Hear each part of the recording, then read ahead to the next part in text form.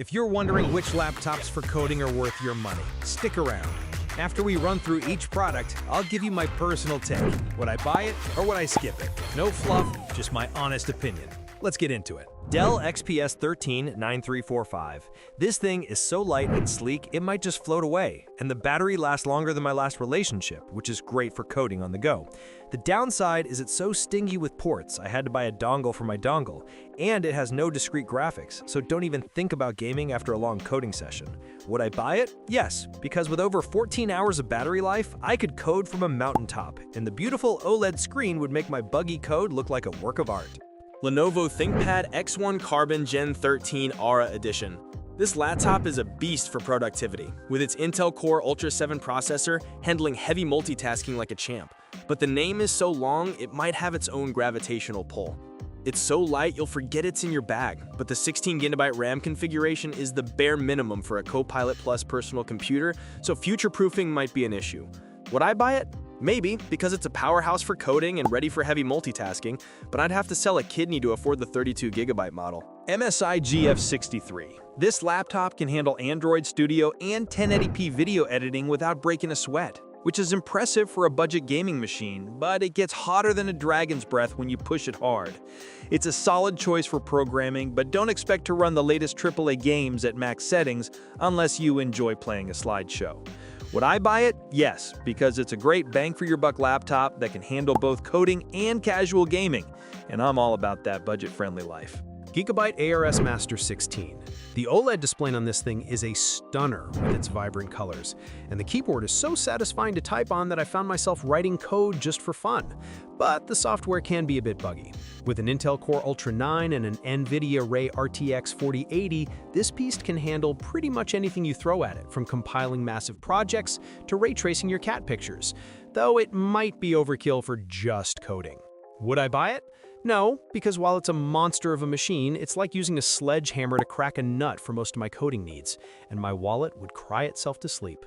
Asus ExpertBook P5 This laptop has some genuinely useful artificial intelligence features like meeting transcription, which is perfect for when you're too lazy to take notes, but the processing can be a bit slow. The build quality is solid, and the battery life is excellent for a road warrior, but the multi-core performance is just middling, so it might chug a bit with very demanding tasks. Would I buy it? Maybe, because the AI features are a neat party trick, and it's a reliable workhorse for everyday coding, but I'm not sure if I'm ready to have a robot listen to my every word. MSI Katana A15 AI 2024. This thing packs a powerful Ryzen processor that'll compile your code faster than you can say segmentation fault, but its battery life is so short you'll be tethered to a power outlet like it's a life support machine. The screen is also pretty mediocre and dim, which is a real bummer when you're staring at code for hours, and the MSI software can be a bit sluggish. Would I buy it? Maybe, if my budget was tighter than my jeans after a holiday meal and I never planned on leaving my desk. Asus ProArt P16 H7606. Now, if you want a screen that will make your eyeballs sing, the Asus ProArt P16 has a stunning 4K OLED display that makes code look like high art, and its battery actually lasts long enough to survive a meeting without a charger. This machine crushes demanding tasks thanks to its speedy AMD Ryzen AI processor. But when you push it, the fans get so loud they could drown out your annoying coworker's conference call. Would I buy it? Yes! That beautiful screen and long battery life are a killer combination for any developer. I'll just invest in some noise-canceling headphones. Gigabyte RS16X. The Gigabyte RS16X has a keyboard so satisfying to type on that you might actually enjoy writing documentation. Plus, its vibrant 16:10 screen gives you more vertical space to see your code without constant scrolling. It's a fantastic all-around performer that won't destroy your wallet, but the battery life is just okay, and its software is about as intuitive as trying to assemble IKEA furniture in the dark. Would I buy it? Yes. For me, that glorious keyboard is worth putting up with a few quirks. Razer Blade 18 2024. This Razer Blade 18 is less of a laptop and more of a portable supercomputer. With its monster Intel Core i9 processor, it can handle any programming task you throw at it, from compiling massive projects to running a dozen virtual machines at once. But this thing is an absolute brick that's a pain to carry around, its battery life is tragically short, and the price is so high it will make your wallet weep. Would I buy it? No. My spine and my savings account would never forgive me for buying this beast. Gigabyte G6. The Gigabyte G6 is the budget option that unfortunately feels like a budget option. While it boasts a decent Core i7 processor on paper, it runs hotter than a ghost pepper and has a screen so subpar, it'll make you want to code exclusively in the terminal. It really struggles with performance compared to others, and the battery life is basically non-existent, making it a swing and a miss in this crowded field. Would I buy it? No. Life is too short to deal with a bad screen and constant thermal throttling. You're better off saving a bit more for something like the Aorus 16X. HP EliteBook Ultra G1i. This thing is slick, rocking a gorgeous OLED screen that makes your code look like a work of art, and a dedicated Copilot key for when your brain just gives up. It's like HP is trying to be the cool kid in the business class, but they cluttered it with so many of their own apps, it feels like your mom organized your desktop. Would I buy it? Maybe, if I wanted an AI assistant to hold my hand while I work, because this thing is all about that AI PC life. HP EliteBook 840 G11.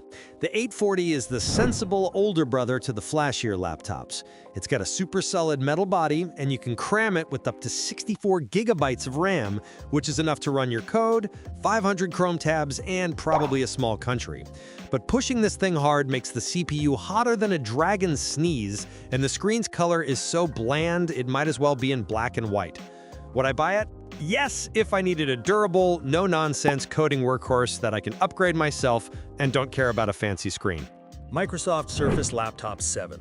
Typing on this Surface laptop feels amazing. Seriously, the keyboard is one of the best out there, and the battery just refuses to die, lasting a solid 16 hours.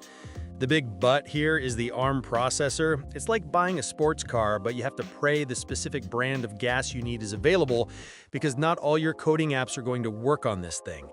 Would I buy it? No, because I'm not gambling my entire workflow on app compatibility. It's a beautiful machine for web browsing, but a risky bet for serious coding. Lenovo ThinkPad X915 OLED Edition 2025. Lenovo basically slapped a movie theater quality OLED screen on this laptop, making it absolutely stunning for staring at code, or more likely Netflix, for hours on end. It's got the new Intel guts to make it snappy, but it's clearly aimed at executives with deep pockets. And the fact you can't upgrade the RAM later feels like a slap in the face at this price. Would I buy it? No, I'm not made of money, and for this price, I want to be able to upgrade my own damn RAM instead of being locked in.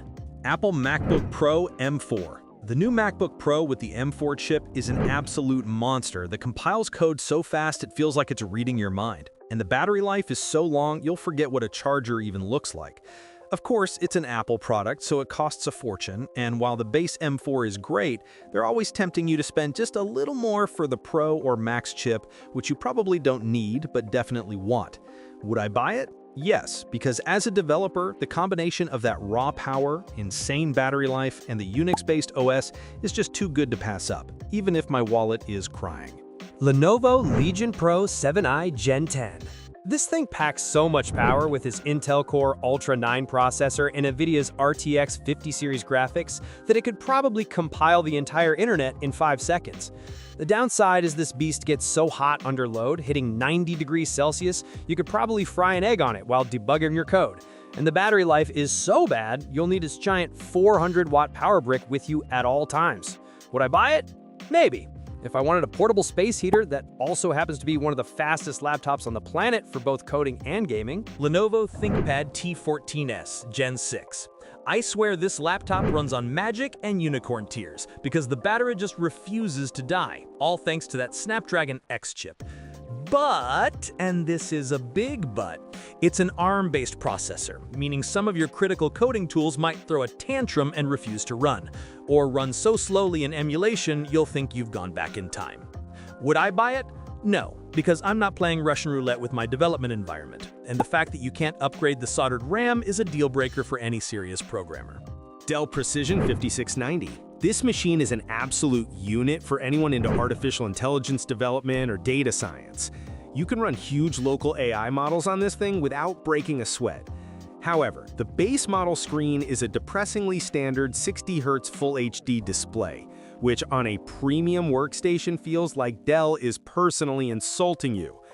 Plus, get ready for dongle hell because there's no USB-A port. Would I buy it? Yes, if my job involved building our future robot overlords and my company was footing the bill for the 4K screen upgrade. Dell Inspiron 14 Plus 2024.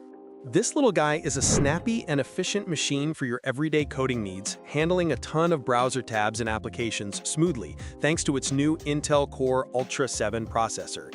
It's a perfectly fine laptop for a student or for lighter development work, but it's so unremarkably fine that it's about as exciting as plain toast. Would I buy it? Maybe, if I found it on a really good sale and just needed a compact, no-frills machine for writing code and browsing Stack Overflow without any drama. MSI Katana 15HX. For a budget machine, this laptop gives you some decent bang for your buck, letting you code all day and then play some games without selling a kidney. The problem is the battery life is so atrocious it basically needs to be tethered to the wall like a landline, and the display is pretty mediocre, which is a real drag when you're staring at text for hours. Would I buy it? No, because having a laptop that only lasts 2 hours off the charger is basically just a desktop with extra steps, and my eyes deserve better than that sad screen. Thanks for watching. I hope this video helped you pick the laptops for coding for you. If you have any questions, drop a comment below. Links to all of these products mentioned in this video will be in the description.